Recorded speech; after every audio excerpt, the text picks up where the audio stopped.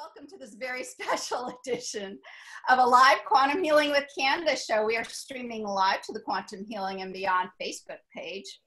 And today is the 10th of November, 2017. And we are going to be talking about what it's like to live multidimensionally with my really good friend, Mary Truitt. But before we get started, I want to say thank you so very much to our sponsor. That's in5d.com and Greg Prescott. Thank you so much, Greg, for all you do for the world and for this show. I want to thank you so much for all of us, all the quantum healers out there who benefit from all of the work that you do for us and the world. So thank you so very much. So today I'm welcoming a really good friend of mine, Mary Truitt, who lives in Annapolis, Maryland. Quantum healer for a number of years, and we've been friends, I think, ever since we laid eyes upon each other. Maybe even before. And so today, yes, because that's what we're going to be talking about today, right? So I want to welcome Mary Truitt, and I want to welcome all of you all out there who have graciously joined us here, either on the Facebook Live page or in the Zoom webinar. I'm trying to watch two computers today. I'm going to see if I can do it, but yeah. Yes. I'm hoping that it's streaming. So it looks like we are. It looks like we're streaming live on the Quantum Healing and Beyond page. But for those of you who want to actually engage with us via the question and answer box, being on the webinar is probably your best bet. Multidimensionality, though, what is that? First, Mary is a quantum healer. How long have you been doing the work, Mary? When did you take the class with Dolores? I'm not remembering exactly. That's a great question, Candace. Was it 2005 or 2007? Or oh my gosh, it couldn't have been that long. No, 2000. I could go in my room over there and look at my certificate. I don't remember. It couldn't have been that early. I didn't meet Dolores myself till 2008, and I know that I met you at least a couple years after that. But I think when you live multidimensionally, you don't know what year it is. So you know what? And I was just getting ready to say that. This thing with time, right? Time is changing. It's so malleable. It's a very strange thing. Both our short-term time frame, our short-term memory, and even longer spans. And these are the kinds of conversations that quantum healers like Mary and myself talk about just when we chat informally. And we were doing that just a little bit ago. And we said, you know what, why don't we just have a show? So that's what we're doing today. We're just kind of bringing you all into the kind of conversations that we talk about our own lives, our day-to-day living, and of course the lives and session stories of our client. Absolutely. And so this was something that Mary really wanted to talk about. So I'm going to let her start talking about the whole concept. What even is multidimensional living, Mary? Yeah, so it's interesting. I had this funny thought a few weeks ago, and I think this is what you and I were talking about, which was that, we all know we're living in a time that's different from any other time. Human beings have the opportunity not just to have their nose down in the ground digging or, scratching a living out of the earth or, just spending their lives trying to stay warm. We have such an opportunity to really turn our attention upwards to the stars, to the universe, to thinking more about what this all means. And that coincides with really a change in the world and the ascension process, as we call it.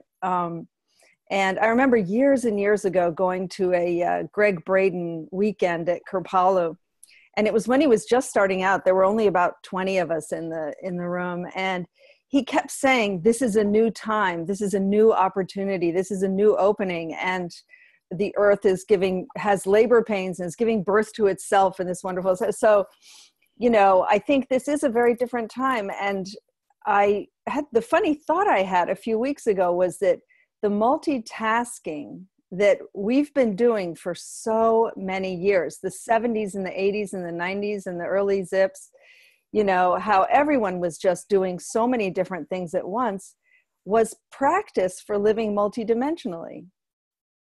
Oh my gosh, isn't that correct? And oh, I hate to say this, but almost hate to say this, the fact that women do that so much better. Sorry, all you guys out there, but that's the first thought in my mind.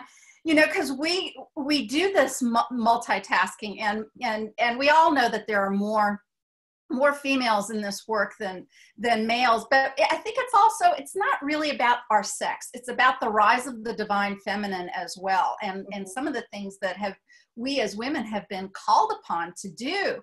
You know, the men have had a singular focus, and we've had to take care of a lot more things than that. And I think you're right. It's also making us tired, though, isn't it? Well, I don't know how to answer that. I think, but what's interesting to me is, you know, I'm not happy anymore unless I'm multitasking. And, you know, I think, and, you know, even you with the two computers right now, you know, it's just that we're so used to doing so many different things at once. And, you know, what I say to my clients who come to see me for hypnosis and for past life regression work is really all that the hypnosis does is lower your resistance to seeing yourself multidimensionally, because there are so many ways in which we can look at this multidimensionality idea. One is just the mundane, everyday multitasking where, you know, we're asked to become aware of everything that we're doing, to be hyper aware. When I think of the early work of, you know, remember that book, The Celestine Prophecy? Absolutely. Absolutely. My husband brought that one home before I did, as a matter of fact. I remember.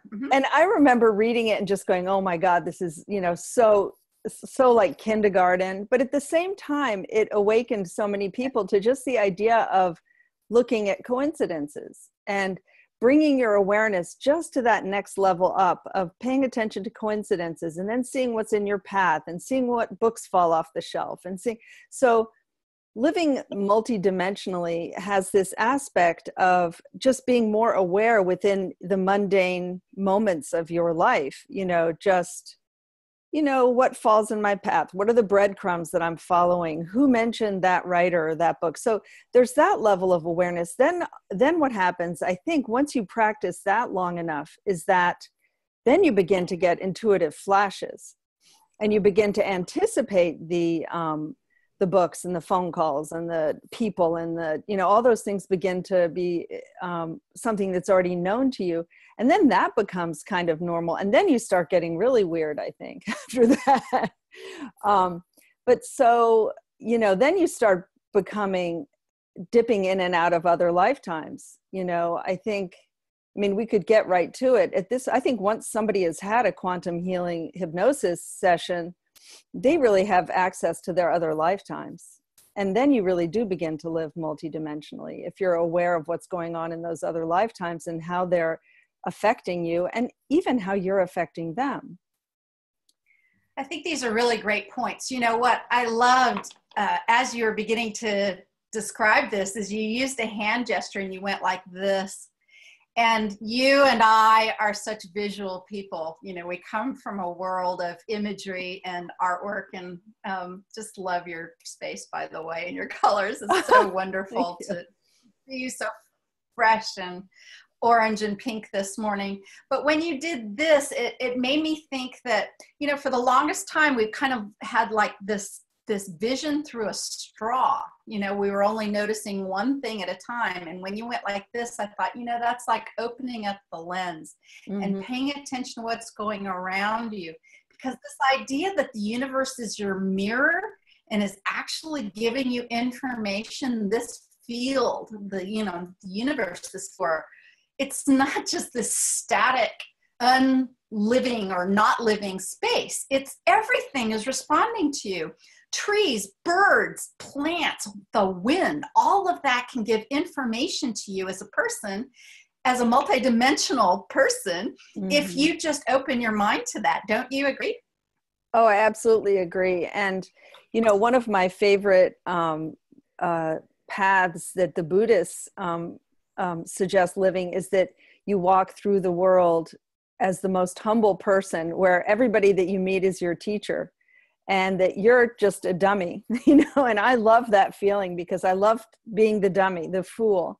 I don't know if you do the tarot deck, but in the tarot deck, of course, the fool is the one stepping off the mountain, happily looking up at the sun. And, so living in a way where everybody you meet is your teacher, from the smallest child to the oldest person you meet, is so wonderful. But to expand that into nature itself and into all the elements of your life, and then most challenging of all, probably situations, challenging situations where you just say, I could not have created this. Why would I have created this? Why?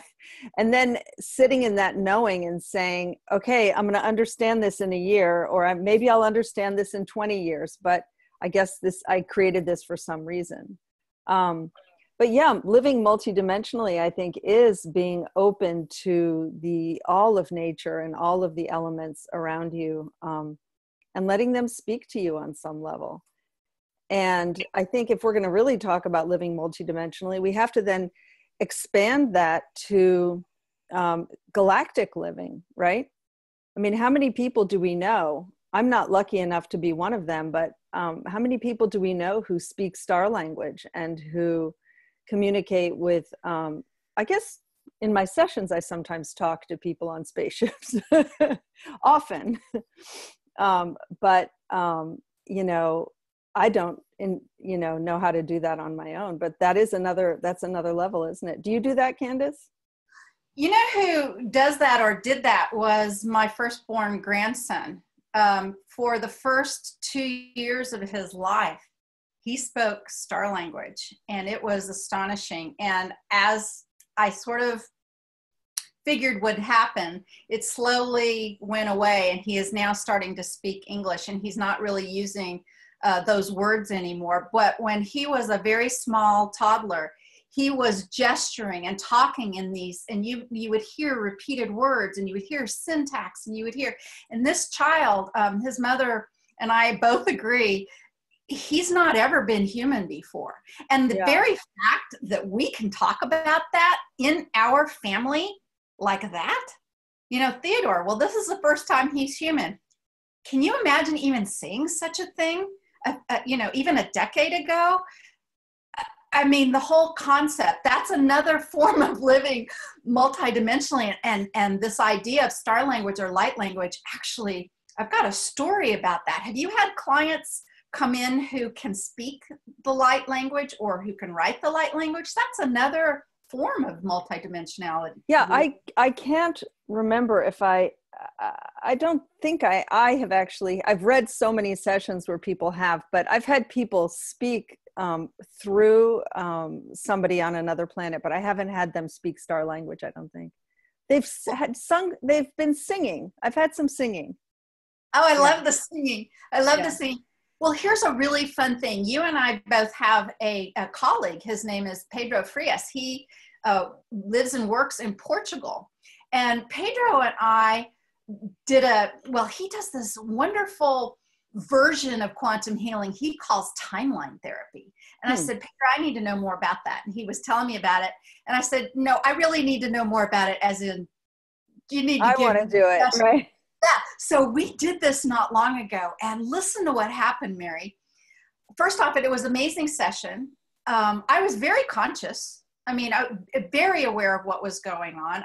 You can speak in several levels. There's the part of me that's having the experience, the part of my conscious mind that's going, well, this is that part of me having this experience. But probably one of the most interesting things that happened afterwards, and that's why I'm bringing it up. It was very late. It was very late in Portugal. It was late for me here. So you know how late it was in Portugal. And when we shut down the session and I headed off to bed, when I closed my eyes, we all have seen that written light language, those sort of symbol things. I closed my eyes. My vision was filled with those symbols. And I'm just watching them move and morph. And I'm looking at it going, oh my gosh. And it didn't last long, meaning I didn't have it the next day. But here's the additionally interesting part. The same thing happened to Pedro that night. Interesting. Yeah. So isn't that another way, this living multidimensionally, when we as quantum healers do these sessions, when we sit with a client and we enter that space, wow, we're as much a part of this and benefit as much sometimes as the client. Mm-hmm. Oh, no question. I mean, I had a client a couple of years ago who, in the middle of her session, she stopped what she was talking about. She was under hypnosis. She was in a past life doing something. It was a sort of mundane past life. And out of nowhere, a voice came through and she said, Mary, Mary. And I was like, yes. And they said, we want you to speak the sacred words every day. And then they did a Sanskrit prayer for me. And I said, who are you? And they said, we're in the sky. I was like, okay. And they said, stop looking for us in the sky and look for us in your heart. And out of nowhere, and then she began to speak. She was a hairdresser from upstate New York. She had barely gone to college. She had barely, did much reading. And she's speaking in ancient Sanskrit to me. So yeah, that's a form of star language, I guess. And telling me precisely for me which sacred words I should speak every day. And then she cut off. It was as if like we interrupt this broadcast, cut off, came, and then she went back to saying whatever her life was. And she had no memory of that at all. And I asked her if she knew ancient Sanskrit, and she didn't. That's so amazing. And it goes back to what you were saying earlier. Having sessions like this opens up a door. Mm-hmm. It just sort of, so even in the session itself, there was a portion of time where that connection was made. And maybe, I mean, did you find out? Maybe she had lived in a time when that was a common language. So she's accessing this past life. Yeah. I didn't end up asking that, but that's a great question. You make me think of something funny, which was I went to a really fun psychic circle. I don't really usually do things like this, but a friend of mine invited me, and I happened to be free that afternoon on a weekend, which is very unusual. And so she said, we have this psychic coming from LA who, there are 10 people in the room, and she basically will go around the room and give each person some information. And I was like, yeah, this will be interesting. Like, we'll see. But it was astonishing. And she went to each person and really just zeroed right in on them. And then when she got to me, she said, I'm being told not to talk about your past. And she said a few really interesting things about Hindu gods and goddesses standing behind me in a huge long line. But then she said, I'm looking at the kind of work you do. And she said, do you create wormholes in the universe? And I just burst into laughter. She was like, because I see you shooting yourself out into the universe through these wormholes. And what is that? And I said, I'm a past life regressionist, but I really a quantum regressionist, since we don't always go in the past, we go in the future sometimes. And she said, oh, that makes perfect sense, because I see you shooting out through these holes in the universe. And, how can you help but live multidimensionally when you're doing that kind of thing, right? Absolutely. Now I'm brought back to what you were saying about living as the dummy. I don't know about you. Isn't it interesting? We do, I think, some of the best possible work one human could do on the planet today. This is so much fun. Yet at the same time, I think we're losing our connection. Hang on. I've got a nice strong one. Okay. So, all right. We're back. We just had a little blip. Okay. So go ahead. I was talking about opening up and connecting in this way, being able to reach into these other realms and having this information come forward is so amazing. And yet, I love the fact that you went to the psychic and you were sort of skeptical. I'm I can be very skeptical myself, believe it or not, even though we do this work. Oh, I'm incredibly skeptical, even of the work I do. I don't know what to believe. We are so woo-woo. We make room for everything. But I think actually that part about being skeptical, people come and tell me stuff and I'm like, well, okay. And I I don't do the thing, which is very disruptive and not helpful, which is trying to disprove. I never do that. I don't either. You know, that's trying to disprove. That shuts down the magic. But I'm like, okay, but I don't believe everything. And here's another thing. I don't think that I know everything.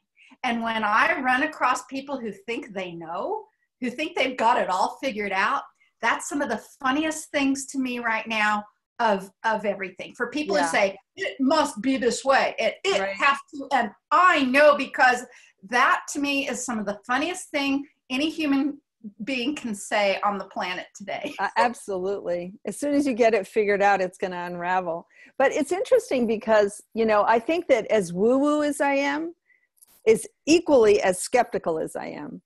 Because, I mean, even, I think it wasn't until I had a session about a year ago with somebody where they said something that blew my mind so much that they couldn't possibly have known, that was from somebody who was on a spaceship looking down at us and talking to me about something about myself.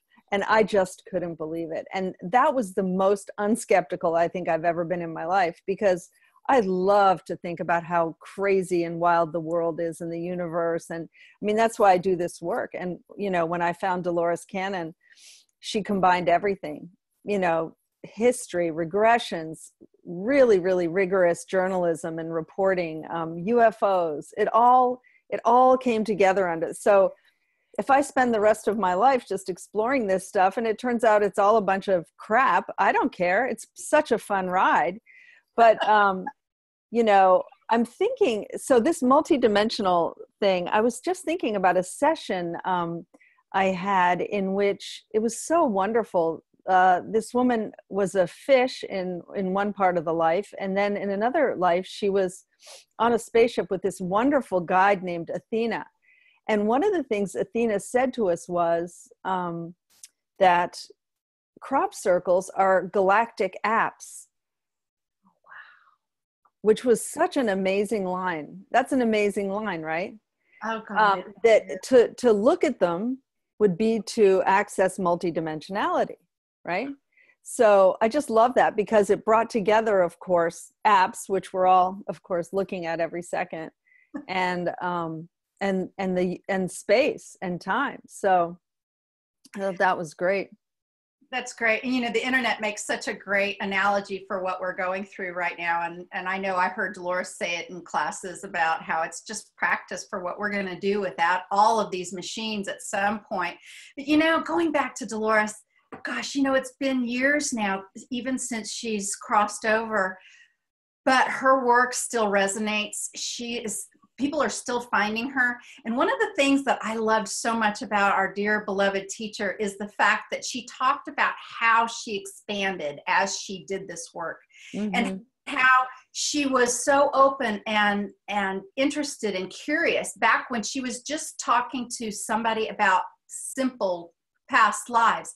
And then as she did the work over and over again, she talked about being fed like a baby, spoonfuls at a time.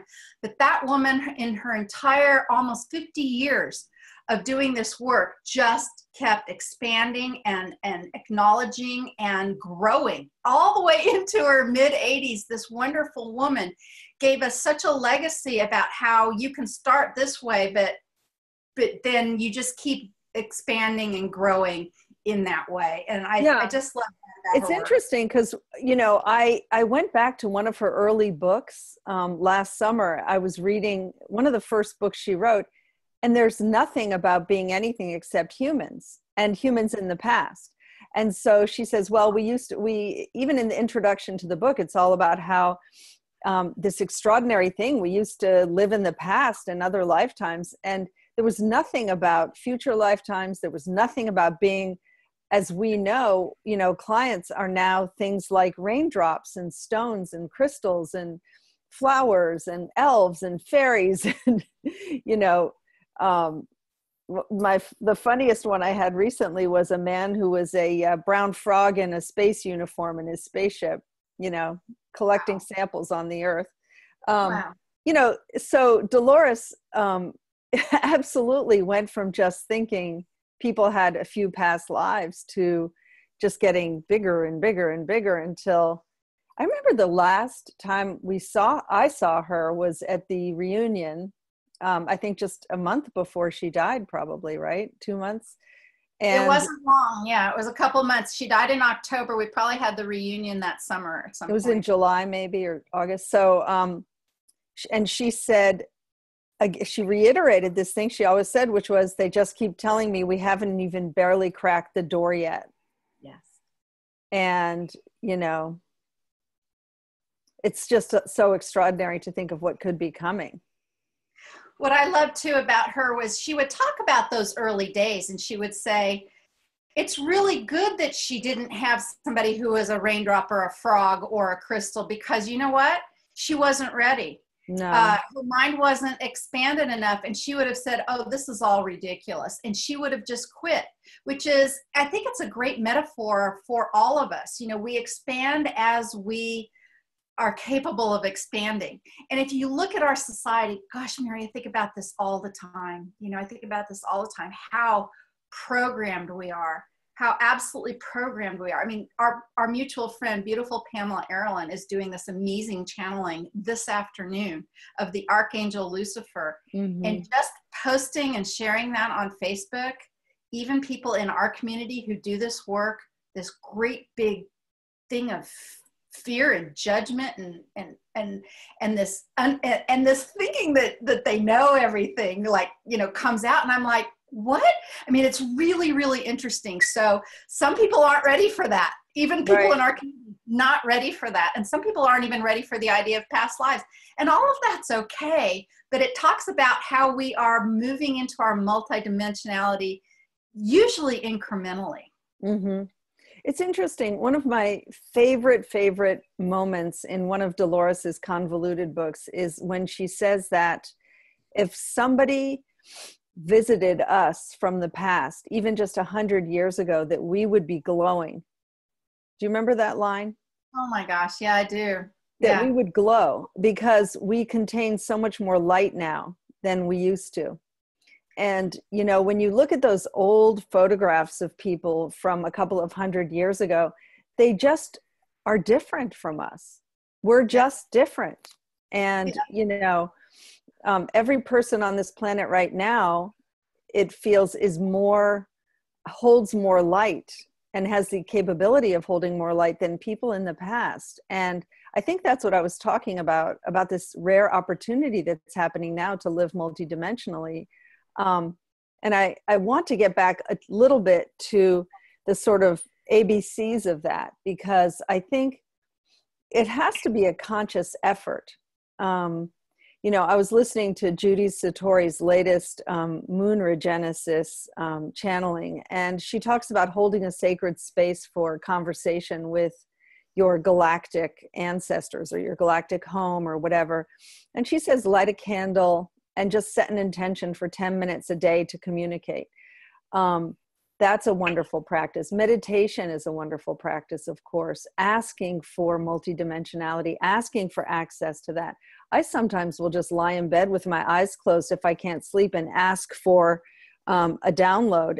And I will begin to see the star language and see the, you know, for those of you who don't know what that looks like, if you've seen The Matrix, at the very end when Neo walks into that space. I can't remember exactly how it happened. I need to watch that movie again, but those lines of the programming, you see that's what that looks like in your eyes when you close them, and it just starts raining down these beautiful hieroglyphics and symbols. And then, of course, paying attention to our dream life.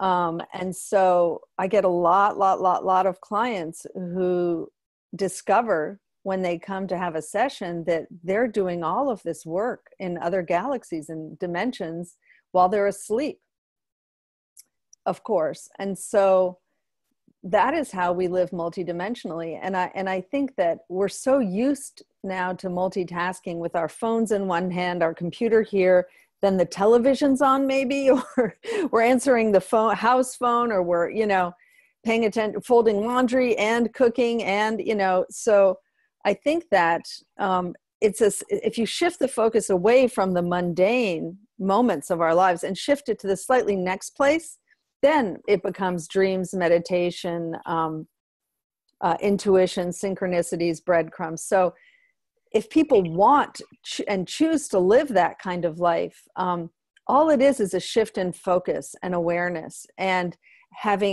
cultivating a taste for and a love of living a kind of more life at a slightly higher elevation. You know what I mean? Not better, but just simply focusing on something a little bit higher than, can I pay the grocery bill right now? You know, so you change that to, well, of course I can, because money always flows to me, and blah, blah, blah. So I think that it's a choice how you want to live. I think that's a great way of putting it. And this idea of light, as you've been talking about it, and you know, if we would go back 100 years and we would be glowing. Of course, I'm thinking of walking through all of the amazing museums of the world and seeing the people with the halos, you know, with the gold behind them, you know, with the Christ, you know, glowing like that. And we you know, and what did we do as kids? Well, that's a ring, you know, that's over here and it floats around. But I think that's kind of what that was. We use this term light, and I don't know about you, but even when I first heard it, I thought, oh, that's just metaphorical. But right. It's not a metaphor. It's actually light. It's light. We talked about this the other day. I think it was you and I who were speaking.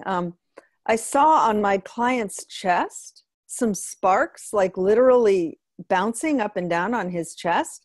And it looked as if sparklers were, you know, when sparklers drop a couple of sparkles, you know, it looked as if they were just bouncing on his chest. And it was right when his higher self was coming in at the end of the session. And I kept blinking, and then it left, of course, after a few seconds. But, you know, that was light, right? I saw it. Yeah, it was. And not just in your mind's eye, but actually with your physical eyes. The same thing is happening with all of our senses. The other day, and since I don't know, just since this year, even though my eyes still, both you and I have glasses on, but my ears are getting, this doesn't happen. I'm 56 this year. My ears are getting more sensitive. I can hear things I shouldn't be able to hear. It wasn't long ago, I was in my folding laundry, listening to something, and I heard someone walking in my kitchen, and nobody was here. Nobody was at the farm. It's late at night, and I hear boom, boom, boom in the kitchen. And that sounded like a full-grown man or a stout woman with socks, not with shoes or anything, but moving through the kitchen. I'm like, who the heck is here? And I do the thing. Am I hearing that physically or in my head? You know how you can do that. And I'm like, no, yeah. I'm hearing that physically. And I walked to the kitchen to investigate. God, you're so brave. I don't think I could live alone on a farm. Well, you know, I mean, what are you going to do? You know, so I walked to the kitchen to investigate. I'm like, what the hell? And do you know what? It got louder as I was there, because I'm getting closer to the footsteps. Mary, it was my cat. And I have cats, but this was the big one. I mean, he's 20 pounds. But that those was steps bigger. and I know that was an expansion of that sense, right? Mm-hmm. So just like our sight, I think other senses are also doing this kind of expansion thing where there's more information coming through, but incrementally, because no one can live like that right now with sparkles and beams of light and all of that. That's, you know, I think Teal Swan calls it her filters were blown. Mm-hmm. You know, she talks about, I just got goosebumps saying that. So that must be true. So she was born where the sparkles and the steps and all of that was happening all the time. And you don't do well in a society that doesn't understand that. She didn't even understand that herself till much later. But that's what's happening to us in dribs and drabs and bits and pieces, don't you think? I do. It's interesting because I was taught at a very young age that if you have any psychic gifts whatsoever, if one has psychic gifts whatsoever, that one should never discuss them, and one should never even really talk about things that happen, because they will be taken away. Interesting. And I'm wondering if that was nobody else told that? Like it will appear that you're showing off, or it will appear. And so even for me, you know, I do have psychic flashes, and I sometimes think I think I know things or hear things, but I'm very hesitant to embrace that because of a kind of a fear that's left over from those days of thinking that will get taken away. And I'm wondering if that's just old thinking. Is that old, I got burned at the stake thinking? Is that, you know? I think so. You know, it's interesting. I live in the Bible Belt. You know, I live in the buckle of the Bible Belt, and I have people who come to see me, and I've actually had members of the same family come to see me to talk to me about different things. And they tell me in private, and of course this is therapy, so we don't share. So Right. I'm sitting there listening to this person tell me that no one in their family is going to understand these things that are happening, all these things we've been talking about today. And yet that person in their family had come to see me 2 months prior. That's so funny. and they're wonderful people, wonderful church going heart people, sitting next to them, each other in church, afraid to tell the other right. what is happening to them. I have to think it's programming, but it's also programming kind of in this way. It's a programming that may assist you, meaning, yeah, you know, you and I both know that we have these people, these clients who experience this incredible, quote unquote, miraculous, unbelievable healings. And I used to think early in my work, you know, 9-10 years ago, I used to think, oh, now they're going to go tell everyone. And a lot of them, as a matter of fact, the majority of them don't. And I used to think, what's the matter with them? Yeah. Well, there's some wisdom.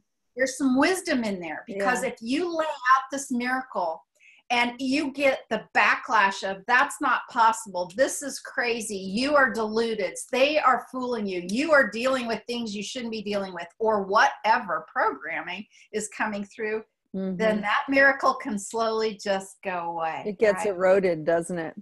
But there is this thing, I've run into that before. I often share my dreams, and I have people in our own community who are like, oh, you really shouldn't do that. And I think, well, I don't know. I think I'm built to do that, or born to do that. And I have felt nothing but supported, comforted, and make more connections when I do. But that doesn't mean that's right for everybody, because these things are precious, right? And if you get too much. Well, I think that's part of your open, honest, multidimensional living, because then you do share your dreams. I just remembered my dream from last night that I meant to tell you about, because a few weeks ago, remember I dreamt that I was at the phone store getting my phone fixed. Yeah, my iPhone had broken, and we were talking on the phone the next day, and you said my iPhone's broken and I have to go get another one. And it was such a funny little coincidence. Or I guess we call it a coincidence. Right. But last night I had a dream that my husband and I were at a kind of, I love these movies with Wolverine. What are they called? The Wolverine, and it's like the mutants, the kids who are all mutants who go to that school. So my husband and I were at a school like that. And we were being taught how to ride these hovercraft. Cool.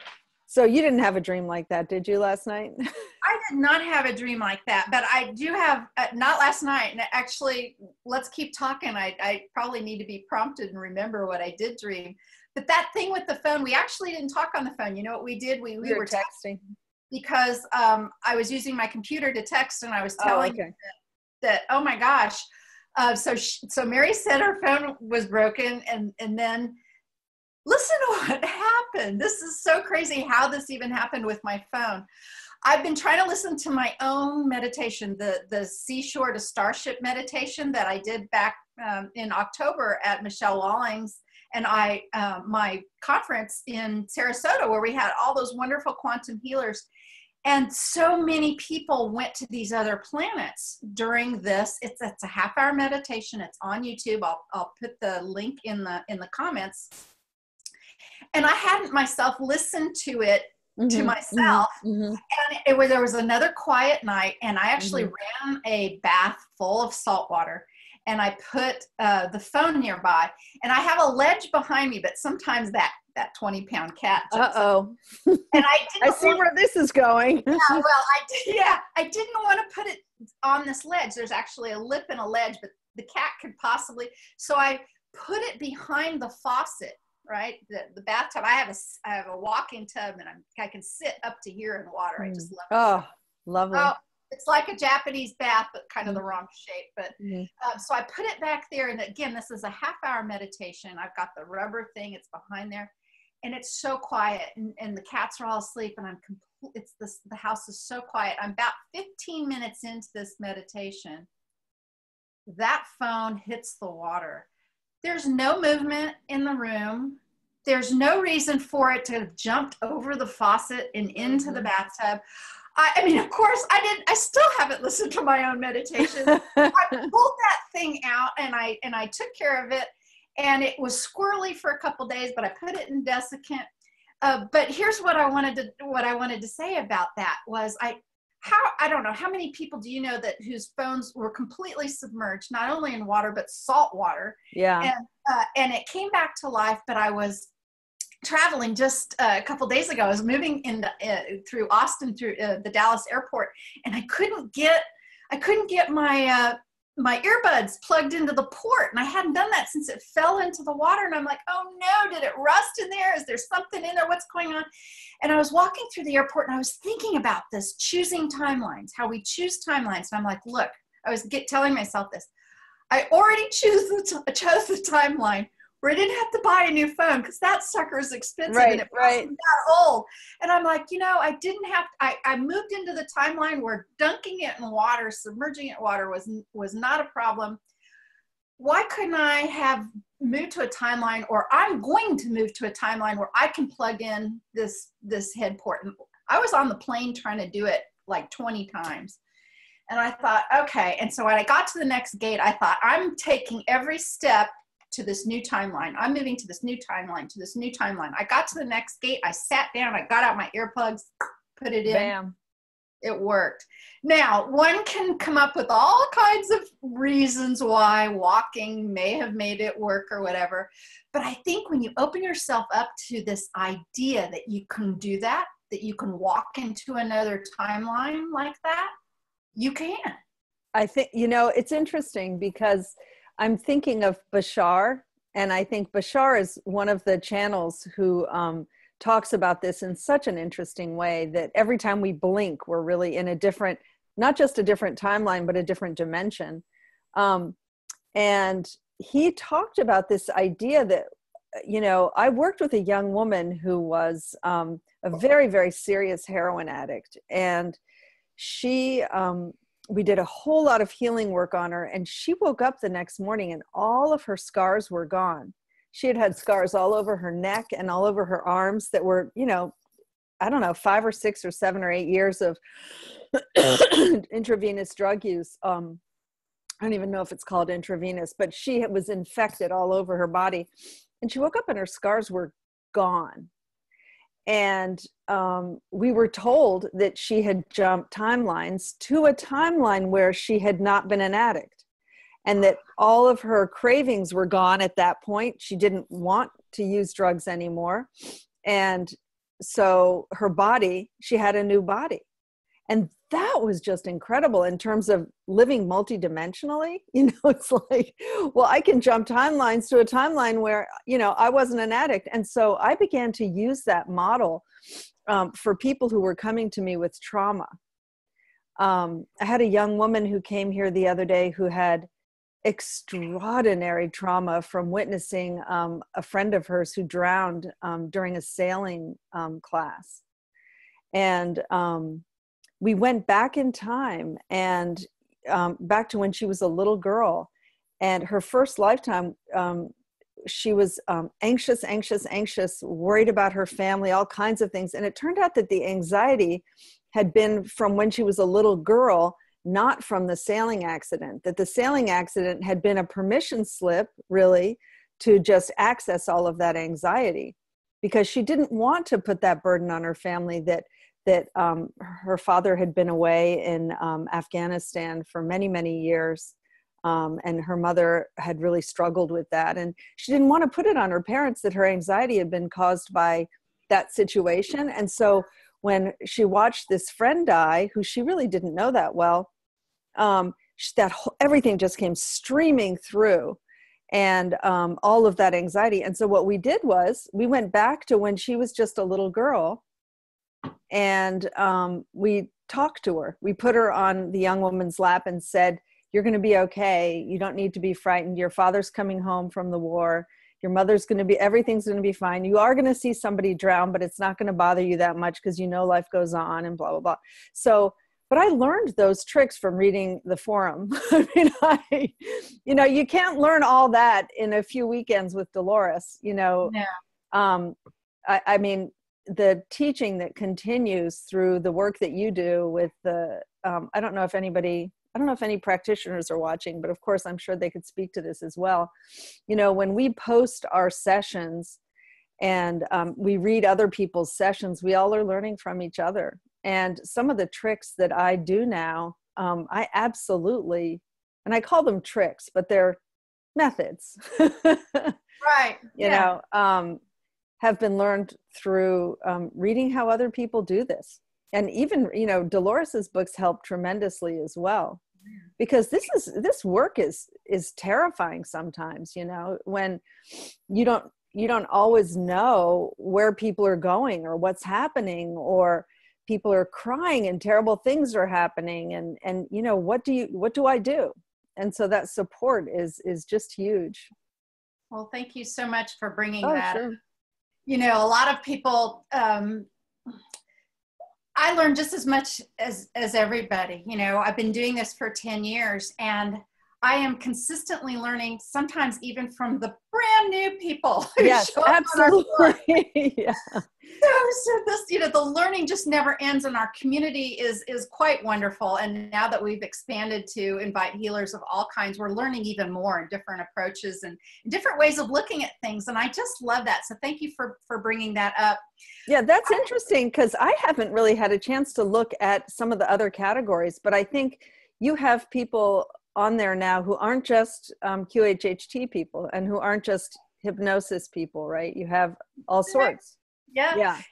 Just as we are living multidimensionally, we're sort of practicing multidimensionally. We are using all of the different things that we've learned, whether it be Reiki or Akashic Records reading. What's really fun for me, though, is to bring in these really sort of different focus. We've got a couple people who are coming in through the schools of yoga, the body movement and nutrition and that sort of energy field, and their focus is quite different than ours, which is so focused on the conscious thing. But we our bodies are so much a part of why we're here, being human, and we can't do this separation thing anymore. If you try to box stuff in, it just doesn't quite work, and it's so limiting. So that's why we've opened up the forum to really anyone who's practicing service to others. It's like the bar in Star Wars now. Right? You got a little bit of everybody. I love that so much. You know what I love so much about getting older is that when I think of being like 10 or 11 or 12 years old and being so interested in the universe and hearing that there were aliens maybe and strange things, and there was nothing out there. There were hardly any books, I mean, who knew that Alice Bailey existed, or that, Madame Blavatsky existed, because those books were out of print. And, we found a little bit of Edgar Cayce, and then maybe Ruth Montgomery, and, the little teeny tiny tidbits. And then when Reiki classes started, it was like, oh, I can learn how to do some healing, and then, there's the next one. And then all of a sudden now there are so many modalities that I don't even know what I would have done when I was a kid, because I got to go so slowly. I mean, we talk about that expansion from the beginning of our talk. I got to start like a little tiny seed and expand. And now I feel as if people have to turn themselves into something little tiny and find a little spot, because there's so much. And when people say to me, what should I read? Where do I begin?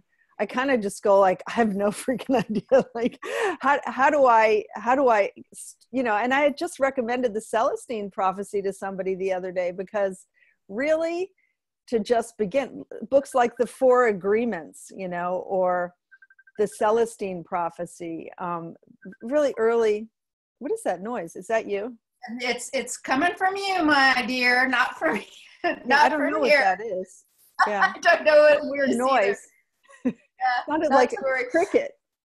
It did sound, maybe, you know, I don't know, maybe somebody's trying to tell you something. You know, you were talking about the session with the heroin addict. It reminded me of a really great session I had recently that I'd like to talk about. And so actually this session was done online, a quantum healing session that I had done online. And this certain gentleman, he'd actually, he was an older gentleman, a little bit older than me. And he had, when he was just 18 months old, he had a pot of scalding coffee poured over his whole body. It was such a severe burn. It was critical. It was, oh my gosh. It was really, really awful. And he had just terrible burns throughout his body. But it happened so long ago, but he remembered it all. And this is, I just love this story. And this is where we can make these connections, you know, and make these, through things that are going on. But he came from a very religious family, and his mother and members of the church went on this prayer vigil. And not only did he heal completely, I'm buzzing just getting ready to tell this story. Mm-hmm. Not only did he heal completely from these burn wounds, it happened much like what you're talking happened with the scars. He actually woke up as a baby. They found him in a crib one morning. The story is his mother told him that they went to go get him out of the crib, and he was, except for a very small place on his body, just a very tiny place, the scar tissue had fallen off of him and was laying on the side of the bed, and it was together like this cocoon, and it was there. And this was after like this prayer vigil with all these people. But here's what's even more crazy. I can't wait to tell you this part. So one of the things I do to get people ready sometimes to do these sessions is, well, here's a way you can practice a little bit. And there was a little place where, again, on YouTube, it's just a regression practice. Actually, a colleague of ours, wonderful Alice, did this regression on me, and I watched in the session that she did with me. I opened up my closet and something surprising in there. So I took that recording, and that's now available for others to play along with and see if, you know, if you want to do that sort of, you go to your closet and you open up the closet and you want to see what it is that you see. And I asked my client, did you do that practice regression? Mm-hmm. And he said, yes. And I said, well, what did you see? He said, it was the most amazing thing. He said, there were my coats and everything in there, but right on the shoulder of one of the coats was this absolutely giant butterfly, this blue butterfly that just was opening and closing its wings and opening and closing its wings. But we didn't put any of those things together until we got to the higher self portion of the session. Mm-hmm. And then the higher self talked about the cocoon. Oh, wow. Of being a baby. Mm-hmm. And then we talked about, and I asked about the trauma of the burn when he was a baby, what that did. And the higher self explained that he basically awoke as an 18-month-old baby during that traumatic event with the assistance of the praying. And it all came together in a quantum healing session that he had 65 years later. All those years later, yeah. Well, that's because time doesn't exist, right? So. Right.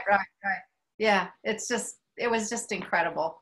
I'm just so pleased to be able to witness that with him. And for him, it was just this such a magic, you know, so many dots of his life were connected by having this session, having, you know, and it starts again before the session even started, you know, right. After we connected and I make us a couple suggestions and they show up. And don't you find that happens as well? People show up either with dreams or synchronicities.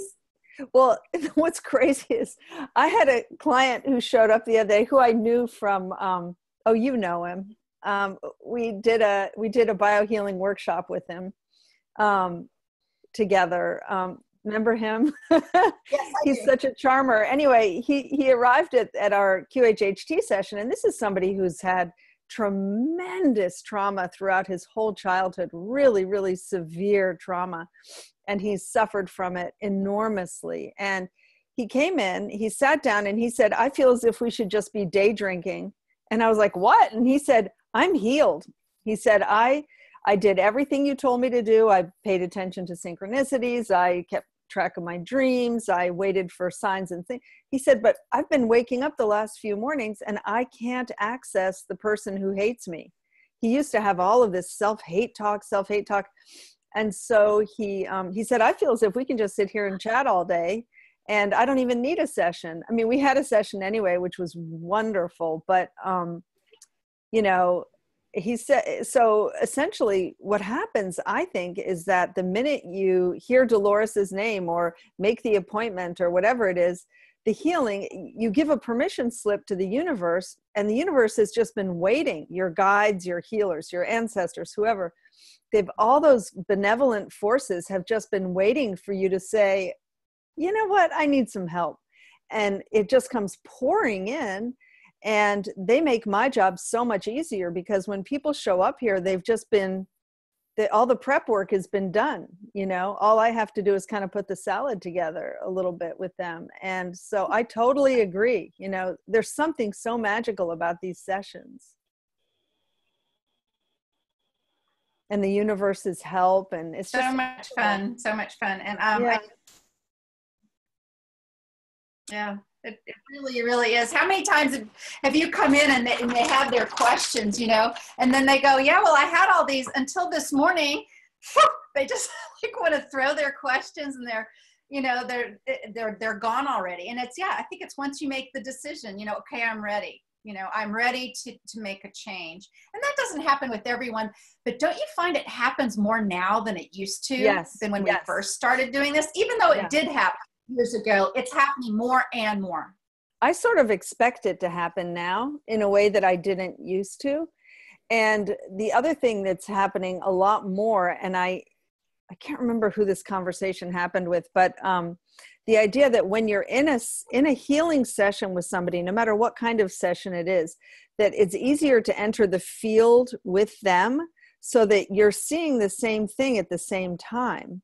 It's almost like joining a video game, you know, where you have a second person who comes in, because I find so often that my mind has somehow become a hive mind with the client, and that I'm seeing, sometimes I see it before they do.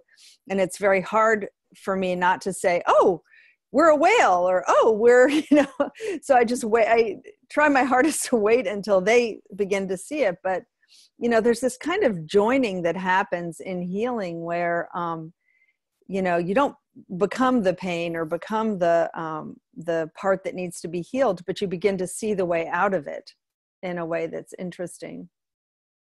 Yeah. I wonder if we should get back to what being multidimensional is. I feel as if we went off on so many tangents. I think all of this fits. I think it all just fits. You know, this is kind of the way of being multidimensional, all of that. We've been talking for an hour. Why don't we go back to that part where, you know, we used to talk about, you know, well, there's 2D and there's 3D and there's 4D and then the dimensionality. But, you know, there's a lot of kind of misconception about some of those labels and terms. I kind of like the term density, you know, third density or fourth density instead of dimension, because sometimes dimension then, you know, there's the connotation with math, right? With geometry and actual 3D and like, you know, spatial and things like that. But how do you think about that? You know, because I'm just not a numbers person at all, except for 1111 or, you know, some of the more fun ones. I don't think about it at all. I think about it as, I think not density, but as light. So I think that, you know, the more light you're filled with, the higher up you are, and the less full of fear you are. I mean, I think the single worst thing that a human being can do as they move through their life is to be afraid. And if I could wish anything for anybody, it would be to lead as fearless a life as possible, and to be in trust. And so I think that if you don't allow fear to enter into your heart, and you can fill it instead with light and with a sense of hope and happiness, yeah, sure, you might be a Pollyanna or somebody who seems, you know, silly, or how can you be happy when, you know, Trump is president, or how can you be happy when, you know, whatever. I just think that that's living in the highest dimension, is to live in the dimension of love. And I know everybody, I saw something, I saw something recently, which was, this is third dimensional living, this is fourth dimensional, this is fifth, this is sixth, this is seventh. And it's so damn complicated, you know. I don't really care if something is from the ninth dimension or the fifth dimension or the whatever. Are you kind? And is your heart full of love? And do you do your best to live a fearless life and to be kind to people? And as far as I'm concerned, then you're in like the 100th dimension, you know, because I just don't care about the numbers. I really don't. I know that it's important to think of it as being beyond where we are, but I don't know. I think we all bounce in and out. I mean, I'm very human most of the time, and I'm feeling so lucky when I can be a little bit, you know, oh, maybe I'm, you know, in the next dimension, but I think it's all just an attitude. But we all need to be everything. Sometimes you need ice cream and sometimes you need sunshine, you know? All really good points. And we move in and out of it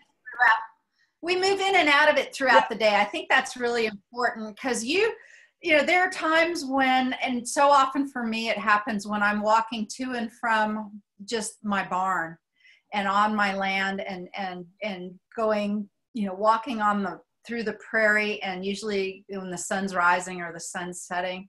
And I can't hardly do that these days without just crying. Mm-hmm. I mean, I'm just so happy. And I think about, you know, myself in my 20s or 30s, I may have been happy or whatever back then, but I didn't have this aching love for the simplest things. You know, it's a gray fall day here, but you know, the swirling colorful leaves and the other things that are going on, I mean, everything just pulls and spreads and opens my heart, and I'm finding joy in that, and even joy in things that, oh, I have a chicken who, gosh, poor thing, she's pulled all the feathers out of her own breast, and she's all naked right here, and I don't know, there's even a part of me that can see the beauty in that. Do you know what I mean? Mm-hmm. It's when you can, you know, but those moments aren't always there, you know. Then someone can say something that'll trigger you, and you're brought right back down into humanness, and I think that's, you know, not a bad thing to talk about, maybe even next time. You know, this idea of, if you are living multidimensionally, well, yes, but you still will get mad. You still will get sad. There still will be frustrating days. And this idea that you have to like not feel those emotions, that's crazy. That's not the way to do it, to kind of hide these things. You know, it's acknowledge your humanness and move through it, and going beyond. You know, we've been talking for about an hour. We've got a couple of questions. Do you want to say anything about that? But I would like to actually ask one of the questions that have no, the only thing I would say about that is that at this point, it's, you know, short of it being about my children, in which case I really just am total straight 3D person all the way. You know, if something happens to one of my kids, I'm just like, no, you know, but, in general, when I go into fear, it has a particular flavor now that I find I really don't like anymore. And what interests me really a lot right now is Eckhart Tolle's work with the pain body. And so I think the pain body is kind of a really good analogy with the fear, because what I find is that my pain body is activated more than my fear is. And so when my pain body is activated, I want fear. I begin to crave it. I want to read sad things. I want to see sad pictures. I want to, and if I can stop myself, then that is what I enjoy more. I prefer feeling happy and feeling light, and not entering into fear or into activating that what he calls the pain body or the trauma body. And so it becomes a preference. I think people who live in a state of constant fear and constant worry prefer it after a while, because it feeds on itself. And I feel so lucky to have stepped out of it a little bit, to have created just enough space that I can go, I need to let that person learn that lesson, or I don't need to participate in this, or, I mean, I can get caught up in being upset about things, but I like to catch myself and remind myself that I prefer to stand in the light and not to stand in the dark. So that's what I have to say about that. I love that. Let's go to some questions. I love that, especially the part about feeding upon itself. Yeah, so we have a colleague with us today, my wonderful roommate from the conference in Sarasota. We stayed on a boat together. And actually on that boat, there was this porthole, and above Maddie, so Madeline Miller is with us, Maddie Miller, and she we slept on the boat. There was, beds on the boat, and she had above her bed this kind of hatch, porthole, and it was just crystallized in sort of, it seemed like broken glass. The glass was not broken, but it, there was this crackling pattern through this glass. Mm-hmm. And so many things have been happening with shattered glass. And Maddie wants to know, because there are more and more things happening with this shattered glass idea. She wants to know if you've experienced anything with shattered glass, either with your clients or in your own sessions these days. Anything with shattered glass? Not that I can think of. I haven't. I have a terror of broken glass.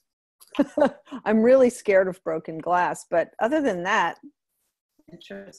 I feel as if it breaks into so many pieces that you can never find them all, and they're going to get on my foot. I think broken glass is a terrifying thing. No, but I have not had any in my sessions that I can think of. If any of my clients are watching, they can remind me if we had some broken glass, but no. I know you had a period where you had a lot of broken glass going on around you. Have you had any more recently? Yeah. Actually, well, I'll mention what did happen. One of our listeners, Vanessa Watson, says that she's been having dreams about shattered glass and windshields. And I was driving with my son in his truck just a couple days ago, and there's a big crack there. And we were talking about glass. It's showing up more and more. What started it sort of for me was this story where I was just sitting at home. It was a weekend. My husband was home. We were both just working on our computers, and I got thirsty, and I got up to go get a glass of water. And these are the drinking glasses in my household. They're just very plain, but they're drinking glasses. And I got up, I drank all my water, getting thirsty from the show. Anyway, I got up to get a glass of water, and I took 2 steps, and I stepped on, and you just said it, on a piece of glass, and there's nothing that quite feels like what a shard of glass feels like when it goes into your foot. And I was so surprised, and I was like, wow, that felt like glass. And I sat down and I pulled out a piece of glass, and it had this round part of this rim. It looked like it came from one of these. And I asked my husband, did you break something? He says, no. And I mean, nobody's been here. Last time anyone was here was like the summertime, and it had been weeks since anyone else was here. And we don't have carpets. We have hardwood. And it just didn't. And we have, very sparse around there. And the whole thing was kind of crazy. And then I said, oh, well, I'm not worried about that. And then about an hour later, after this all happened, back to work I was, and I had this rambunctious kitten who ran behind my head on the chair I was sitting on, just with her chest. I watched the whole thing. She was with her chest. She went boom with this glass that was still sitting here next to me on the side table. It hit the floor and it shattered into a million pieces. And I heard my higher self say, that's where the glass came from. And of course, that doesn't make sense because Candace, you have frozen on me. Oh, there you are. I've got just fine internet. I don't know. You may be sending out some strange. No, now I'm okay. Now I'm okay. You were gone for just a second, but I think it's clear that glass. Can you hear me? Okay. I can hear you just fine. Okay. Yeah, I was thinking of J.D. Salinger has a series of stories about the Glass family. And one of the characters, the one who goes mad, is named Seymour Glass. And so when I think of glass, I always think of Seymour Glass because it's about invisibility, because you can't see more glass, right? It's clear already. Wow.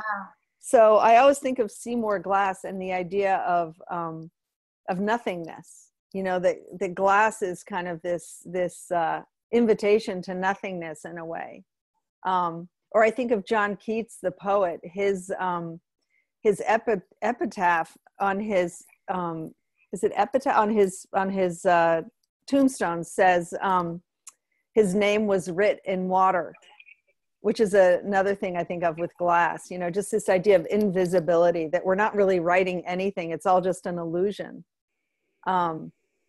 I was reading Carl Jung's autobiography that he wrote when he was I'm rereading it right now. And I haven't read it since I was about 15. And he says that as he's in his 80s now, the only thing that's real to him are his memories, that the world just seems like a dream. All of his life is just a long dream of nothingness. It just was an illusion. And that the only thing that's real to him is the growth that he's had inside, which I think is really interesting, because we're kind of talking about the illusion that we have a life here, that there's glass in a way, and there's just nothing. It's just all such a dream. I always say, if this is real, then where did yesterday go? Right? Like, where is it? Why can't I go back there if it was real? Yeah. You know what I mean? I love it. It's all just a dream. I like what you said about it's nothingness. And even Maddie said, with the idea and so many different synchronicities with glass, that as I was leaving the Sarasota airport, I was in the restroom getting ready to go to my gate. And this woman was unpacking a bag and she had a picture frame in there and the glass exploded. And I stepped out of the stall and I looked at her and I said, oh, did you break something? And I kind of felt out her energy field. And I said, no, I've got to talk to her about this. Ended up holding that woman, hugging her in this bathroom. Her father had just died. She was a quantum healer as well, and was so grateful for that connection. And what Maddie had said was, and oh gosh, just goosebumps all over the place. She says she's read that only in the brokenness can the light enter. And this idea of the glass, but she also, Maddie said, this idea of the glass ceiling. So, we use this phrase about women in the workplace or whatever, but that glass ceiling is sort of on top of all of us as far as consciousness goes. And we really don't need it, right? It's not really there like what you were saying. Yeah, it's an illusion. Yeah. Well, now I'll start looking for broken glass, because maybe mine's happening in the future and maybe not the past. I'll pick up the thread of that. Right. Yeah. Here's another question that has, or kind of a statement actually. So Rosemary Ferdinand asks if she thinks what we think about this synchronicity. She did the cat thing just this morning, literally this morning, 30 minutes before the call. She hears footsteps, thinks it's a person, and it's a cat. That just happened to her. That's great. Right before tuning into this show. There you go, with another one of those coincidences. Yeah, I like that. It just awesome. Shows you how magic and how sticky a lot of experiences are, and which is why when you surround yourself with high vibrating people, it's magic. and bringing, you know, having these magical things happen when you hang around magical people. It's interesting. I had a session a few months ago where the higher self said, we have a gift for all of you who are living conscious lives, who are living in awareness as much as possible, that, you know, you used to have the law of attraction, which was you would think about something in a positive way so it would happen. And they said, what we're going to be giving you is that things are going to begin appearing in your life before you knew you wanted them. And that's the highest form of living that's coming, is when you didn't even realize you wanted to do this or do that, or have this or have that, or read this or read that, or experience this or experience that. And it's going to happen before you even consciously want it or need it or think you do, which I think is wonderful. Talk about living in a flow. Yeah, that's amazing. I love it. I love this work so much. Well, we've got a couple more questions. I tell you what, we've been at this for more than an hour. How about we answer these questions? But before even I say that, you want to do this again? This has been so much fun. I think we could just, I mean, we could just go on all day, you know, you and I talking about this. And I think, yep. I'll do this anytime. It's fun. It's almost just like having a camera while we have a chat. That's all it is. Yeah. That's all it is. It really is. Because we're constantly doing sessions, we're constantly having experiences, and there's always something new to talk about. So yeah, we could really just do session stories, you know. Oh, sure. Absolutely. Well, the whole thing is multidimensional living. I kind of like our title. I think we can always come back to that. Almost no matter what's going on, we can come back to that concept. Yeah. It's living. We'll just name our show Multidimensional Living. You heard it now, folks. We've got it created. It's a series. We'll be doing this again. Okay, so we're going to catch these couple of questions, and then we'll talk about doing this again. So Nicola actually asked something. It's just a housekeeping question, talking about the channeling from Pamela, if it's going to be public or private. Pamela has a Patreon account, and Mary, I signed up for it yesterday. You did. So I'm officially there. Yes, I have, and I'm going to be there this afternoon. So Pamela will exclusively do this channeling for people who are on her Patreon account, and it's not expensive. She has several levels, and then you get exclusive features, and she does reserve the right to publish these publicly if she wants. So this idea, this topic for today is huge for quite everybody, quite frankly. I mean, it's a very big, very interesting topic. She's going to channel the Archangel Lucifer, and she actually even said she's going to trance channel. And she says Lucifer is not who and what you think he is. Has nothing to do with the devil, nothing to do with Satan, nothing to do with any of that. I want to hear what she has to say, so I'm going to listen to it. It may or may not eventually be public. Nicola, I would just suggest you go join and become her patron. And I joined also, but the lowest level I think is $13.33 a month. Yeah. And you know what? To get Pamela for $13.33 a month, she's so wonderful and bargain. You know, yeah, it's a bargain. Yeah, and it's I love support her. Supporting somebody. Yes, absolutely. And supporting somebody like that is you just receive it back in kind. Oh my God. We as practitioners, we love this stuff and thinking and separating ourselves out from others and then never experiencing this stuff. It doesn't work like that. We're constantly expanding ourselves by connecting even in this way. So yeah, totally. Past sessions. Madeline's asking what time is. It's this afternoon, Maddie. I think it's at 4 or 5, yeah. 4 p.m. Mountain, which is 5 p.m. Central, which would be 6 p.m. Eastern. So we've answered Maddie's, and we've only got one more question, and I'm going to let you take this one. So we have an anonymous attendee asking this one, but it's a pretty common question. This person asks that they would like to book a session with a practitioner, QHHT or quantum healing practitioner, but they are afraid their resistance is so strong they won't even be able to get into trance and allow the session to happen. Do you have any suggestions to break that resistance and relax into it beyond the meditation and typical procedures. Thank you. How do you want to answer that question? I think it's kind of like the person who says it really hurts my finger when I keep banging it with a hammer. It's like, stop banging your finger with a hammer. Just stop thinking that. Stop thinking that, you know? People say all the time, oh, I don't think I can be hypnotized. And, you know, I say you're hypnotized already most of the time.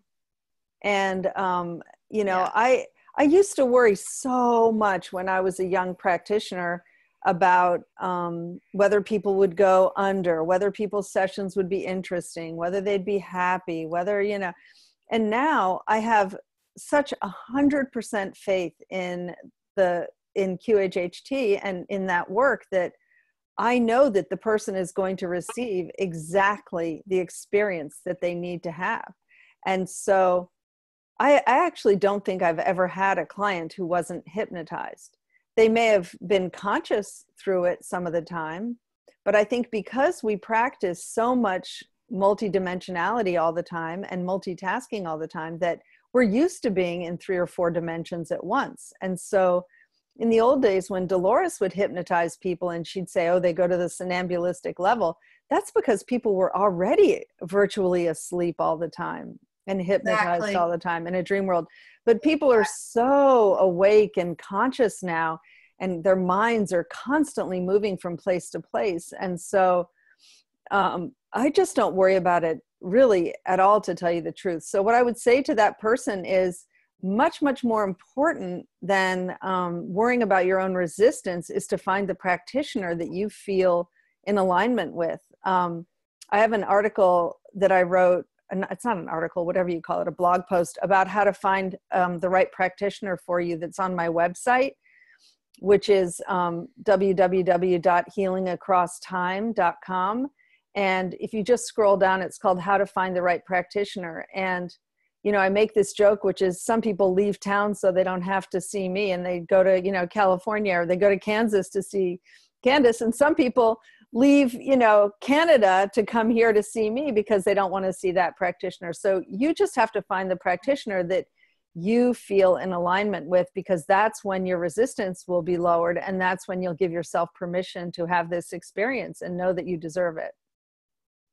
That's really great too. There's also a lot of misconceptions about all of this, and there's plenty of articles to read on our directory practitioner blog, which is quantumhealingpractitioners.com.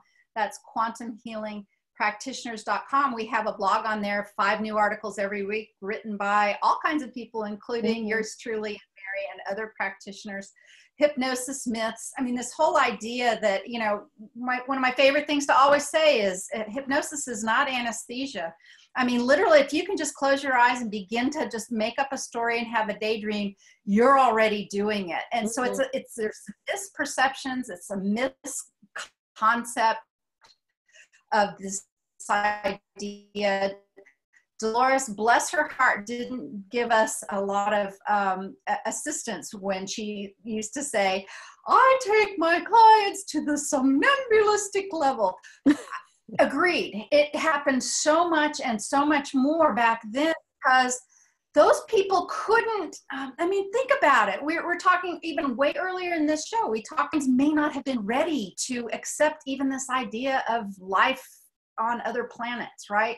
It could have caused some sort of, psychotic rift in their day-to-day interactions in their world. They weren't ready for it. And even now, that great session I had with Pedro just a week or so ago, it was a very light, I certainly wasn't somnambulistic. I was like partitioned. And that's an interesting way to think about it too. My conscious mind was absolutely watching the whole thing. And then there was a part of me that was doing this really interesting other thing. But this part didn't have to, exit the building. It was just paying attention. Right. So, and the thing I would also say is that my clients who have gone completely out, it's almost uncomfortable when I bring them out again, because they didn't participate. They don't feel as if they participated, and they really were just literally out for 2 hours or for an hour and a half or whatever. And it's a little bit weird. And, you know, one of the things that's amazing about not going all the way out is that you begin to see yourself as a multidimensional person after you've done a QHHT session. So you say, oh my God, I have this magical ability to travel to other dimensions and to travel to the past, or what we call the past, or to the future, or to another planet. I have that ability. And so, you know, I say to people, you only need to come here once, because you can do this for yourself afterwards. You know, when you're taking a nap, when you light a candle and lie down and just start finding a vehicle for travel, and go do it and just trust it. So, you know, I don't really like the somnambulistic client. I do, of course. I love all my clients. But what I mean is, it's, Sure. you know, they have to listen to their session to hear about it. And it's, you know, everybody thinks that a lot of people think they're remembering the session, but it's like a dream. You think you're remembering it, but then as soon as you get up and leave the house and get in your car, you're forgetting. You begin to forget. And so, yeah. Yeah. Yeah. You know, it's kind of like this. It is, if you've ever had to have anesthesia, you know, you wonder when you wake up from your procedure, did they slice me open in the right place? I mean, you have no idea what's going on. It's a very uncomfortable feeling. Or it's like if you've ever had, you know, way too much to drink and you've blacked out. People feel chagrined. They don't know. They feel very uncomfortable. I think it's, you know, you're right. I don't know that I would like it. It's great to bring your conscious mind along. And then there's less explaining that has to be done. It has to be a conscious mind that'll allow it to happen, though. Mary, this has been so much fun. I can't wait to do it again. I want to thank everybody who's joined us live today. Yes, thank you so much for coming. We are going to be putting this on Candace. YouTube, but we have quite a number of people who joined us on Zoom, participated in the chat room, a whole lot of other people on Facebook, and thank all of you for joining us. We're going to do this again. I would like to take just a moment now to once again thank Greg Prescott for sponsoring. Thank you, Greg. The Quantum Healing with Candace show. We do these Facebook Live versions sometimes, and we've done it today. I also want to invite you, any of you out there who have a service to others practice, and that doesn't have to mean you have an office or only do this, but if you know Reiki or cranial sacral, or if you do any of these things where you find it would be interesting to share practitioner stories, events, insights, and community with other like-minded individuals, please come and join us. All you have to do is go to quantumhealingpractitioners.com, click the green button that says get listed today. That's all there is to it. It's easy and it's very inexpensive for all that we provide for you. And you get to hang out with people like me and Mary. And Mary, I love hanging out with you. Let's do it again, okay? Next month, absolutely, maybe. Anytime. Okay, this is so great. All right, well, that's it for today. Thanks all again. Thanks, everyone. Till next time. Bye. Bye.